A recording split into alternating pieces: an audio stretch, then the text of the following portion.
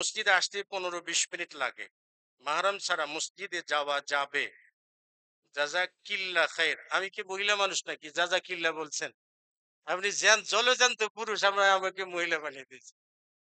জাযাকিল্লাহ মহিলার ক্ষেত্রে, কেমন? জাযাকিল্লাহ মহিলার ক্ষেত্রে, আর জাযাকাল্লাহ পুরুষের ক্ষেত্রে। মনে রাখবেন, জাযাকিল্লাহ মহিলার ক্ষেত্রে আর জাযাকাল্লাহ পুরুষের ক্ষেত্রে। যে মসজিদে আসতে 15-20 মিনিট লাগে, তাই না? 15-20 মিনিট লাগে মসজিদে আসার, যদি নিরাপত্তা নিশ্চিত থাকে, যে কোনো ফিতনার আশঙ্কা নেই। কেমন? মাহরাম শর্ত সেটা হলো বড় সফরের জন্য। মাহরাম শর্ত সেটা হলো কি? বড় সফরের জন্য। বড় সফর যেটা, সেই বড় সফরের জন্য মাহরাম শর্ত। যেমন নবী সাল্লাল্লাহু আলাইহি ওয়াসাল্লাম দূর দূরান্তের সফরে যাইতেন, তার স্ত্রী দূর দূরান্তের সফরে স্বামী সহ যাইতেন। তো এটা দূরের সফরের জন্য। যেমন আপনি আপনার স্ত্রীকে একা একা উমরা পাঠাতে পারবেন না, হজে পাঠাতে পারবেন না, এক জেলা থেকে অন্য জেলাতে আপনি পাঠাইতে পারবেন না। আর এই যে 15-20 মিনিটের দূরত্ব, রাস্তার নিরাপত্তা নিশ্চিত থাকলে আমরা অবশ্যই কি তাকে পাঠাতে পারবেন, এতে কোনো সংশয়ের কিছুই নেই।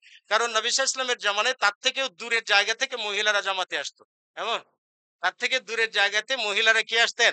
জামাতে সালাত আদায় করার জন্য আসতেন। নবী সাল্লাল্লাহু আলাইহি ওয়াসাল্লাম সালাত শেষ করে যাওয়ার পথে মহিলাদেরকে আদেশ করতেন যে তোমরা দেওয়ালের সাথে চেপে যাও।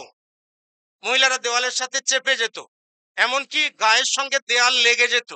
হ্যাঁ, এরকম করে আলাদা করে যেতেন। আবার কখনো সাহাবীদেরকে একটু বসতে বলতেন যাতে মহিলারা আগে যেতে পারে।